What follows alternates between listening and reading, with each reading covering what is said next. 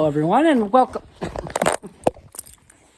Okay, hello, everyone. Welcome back to another review. Chester had to, of course, make his cameo there. Say hi, Chester. Okay, never mind. He doesn't want to talk to you now. Yeah, welcome back to another review. This time is of the original Aquaman. Yeah, yesterday I did Aquaman 2. This time we're going to talk about Aquaman. I do own this movie on 4K, so I thought this would also be a good time to review the 4K. But let's start with the movie first.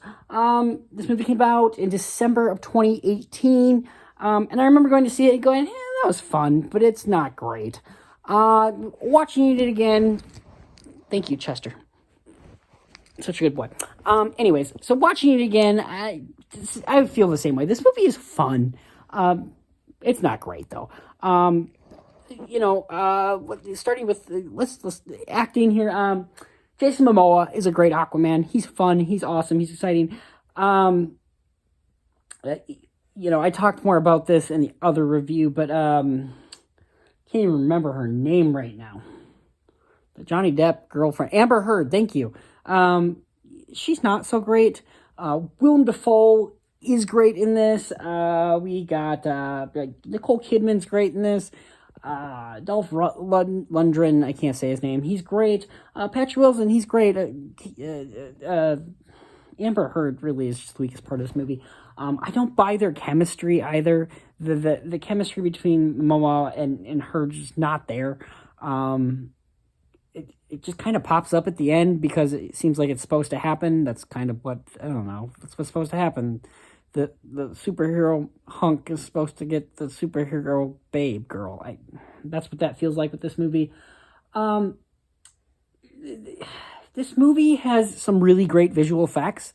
There's also some other visual effects that look like it's a video game, and they're not so great. And then there's some other visual effects that are green screen that just look absolutely terrible. Particular ones where they're at the lighthouse, and they're just standing on a dock. It just looks completely crappy. Way too bright and just weird as hell. So yeah, that's not so great. So a lot of the visuals look great. A lot of them don't. Unfortunately, yeah. Just not all that great. I will say this, James Wan is a good director.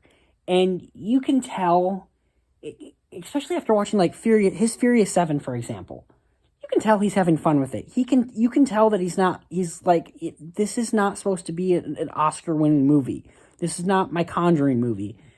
This isn't supposed to be artsy-fartsy. I'm going to make my flair with certain little things. I'm going to make some cool shots. I'm going to do some cool sequences. I'm going to try to take my practical ideas that I have and put it into this crazy over-the-topness. That showed in Furious 7. I think it kind of shows here, too. There's a lot of sequences where particularly the one action sequence where there's a chase and the camera is following the bad guy through walls and jumping down stairs. There's a lot of cool one-ers in here that look really cool. Even though they're not one-ers, there's some really cool stuff in there. The story with this one as well is just, it's kind of like, we're going to go to a place, something's going to happen. And then we're going to go to another place, and then something else is going to happen. And then we're going to go to a place, and something's going to happen. It just kind of feels like this movie repeats itself over and over and over and over again. Some of it is cool. And again, it's fun. This is a good movie just to have drinks to. Honestly, that is Chester's ear that is moving the camera, by the way. Chester's his ear is literally resting on the camera. Good God, I love this dog. So yeah, there's a lot of stupid stuff in here, but at the same time, it's fun. It's nonsensical stupidness that is fun, and I think James Wan knew that, and that's kind of what he set out to do. There is some cool action choreography, kind of cool stuff in here as well. Again, James Wan is known for being practical as much as he can, I believe. That's cool. He does try to do his practical stuff in the best way that he can. And that really showed with the bonus features as well. We'll talk about that in a second. But yeah, as far as the story goes, it is kind of generic. We've seen this kind of thing before. Brothers got to stop other brother because brothers gotten too angry with power. We've seen that before. Oh, excuse me. We've seen that before. Oh my god. Anyways, so yeah, we've seen it before. This is nothing new, but at the same time, it is a good, fun movie. Just to be had. Again, it's nothing spectacular. Out of all the DCE movies that we got, I mean, how many did we get? What, 13 or something like that? I'm trying to think. So, Man of Steel, Batman vs. Superman, Suicide Squad, Justice League. No, Wonder Woman, then Justice League. I mean, Black Adam, Shazam, Blue Beetle, Shazam 2, Zack Snyder's Justice League, we'll count that, I guess. Am I missing one? Wonder Woman 2. Did I say Flash? Point is, we've had over 10.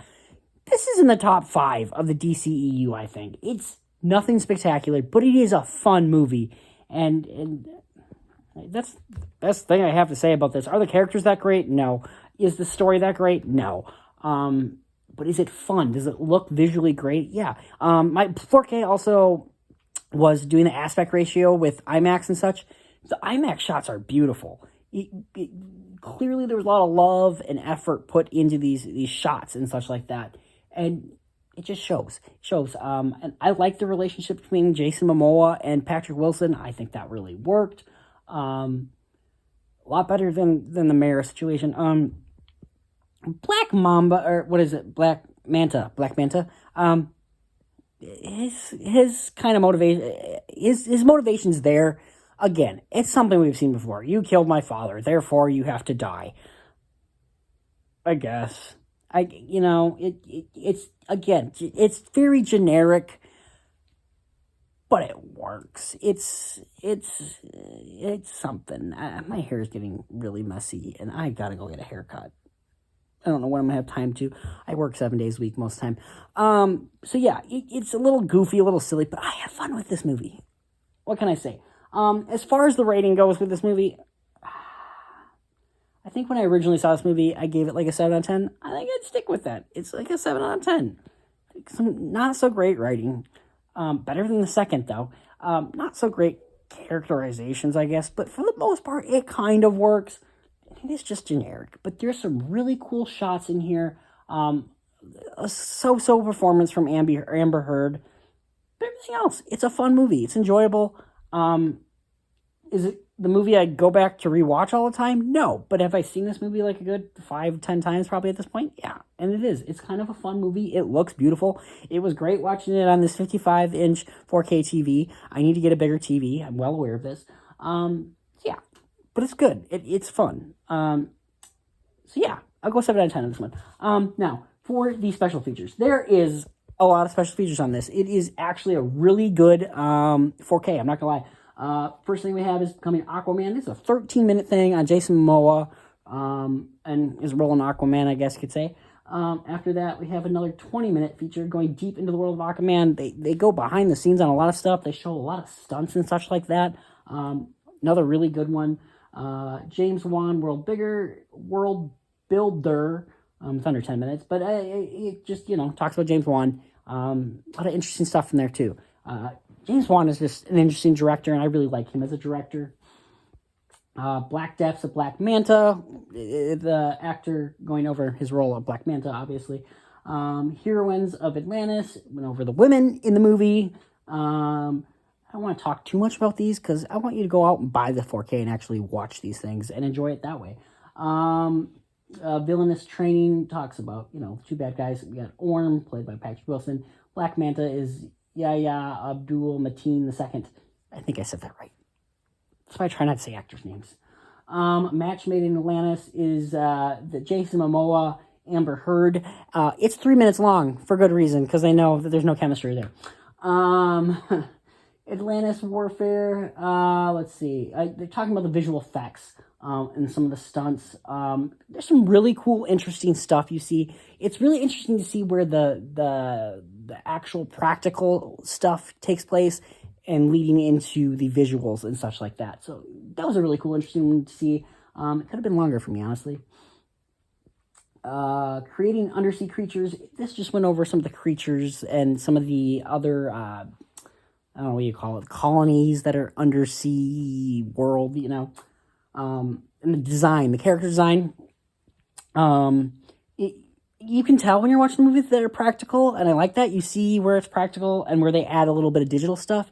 It's a great mix of practical with digital, which I love that. Again, good job, James Wan. Aquatech, again, it's kind of just talking about the suits and stuff like that. More, it's basically what the last one was. I don't know why they didn't just combine that. Scene study breakdown was really cool. They have a couple scenes where they're just talking about like the submarine attack, the one-shotter in the Sicily, and then the trench, and how they shot those things, how they did it practically, which was really cool, because a lot of it really was practical. And then, like, essentially where the, visual effects come in, where the wire work, all that fun jazz. So that was really cool. Kingdom of Seven Seas. This was a weird one for me. Dolph Lundgren is sitting in front of what looks like the volume, and he is reading cue cards, talking about all the colonies, which kind of already went with the creature breakdown, whatever one it was. And then there is a Shazam sneak peek, which, just dates this movie. And yeah, it's really interesting that a Shazam sequel and an Aquaman sequel came out in the same year. I didn't realize that till like right now. And Shazam came out in April of 2023, or 2019. And then Shazam 2 came out in March of 2023. And then Aquaman was December 2018, December 2023. That's interesting. So yeah, as far as the 4K goes, this looked great. There's some really great bonus features on here. It didn't have a commentary that immediately puts you in there. But as far as the 4K goes, I'm gonna go like an 8 or 9. This is a really good 4K. Honestly, it looks great. And there's a good chunk of bonus features. It showed a lot of behind the scenes stuff. All in all, I would say it's like what, 20. I mean, let's do a little estimate of how much bonus feature time frame we have here. It is, see, there's a lot of clicking going on here. Okay, so let's say 10, let's say 30, let's say 40, 45, 50, 55, 60, 65, 75, 80, 90. I mean, there's well over 100 minutes of bonus features on this, so that's pretty good. Yeah, that's pretty dang good. Good job, whoever put this together. I don't know how that works. Anyways, guys, yeah, that's my review of Aquaman. I have my Aquaman 2 review up. Yesterday I put it up, so you can go back and check that out. I gotta watch a few more movies. I'm at like 95 movies that I've seen in the year of 2023. I always like to try to do 100 movies of that year. So more movies to come. And then like the first week of the new year here, I'll probably put up the top 10 worst, top 10 anticipated, all that fun jazz. So yeah, lots of good stuff are coming, guys. So thank you so much for watching. And you know what? Don't do anything I wouldn't do, because you might get shot, killed, murdered, and hung. I don't know why I said that. Anyways, guys, you have a great night.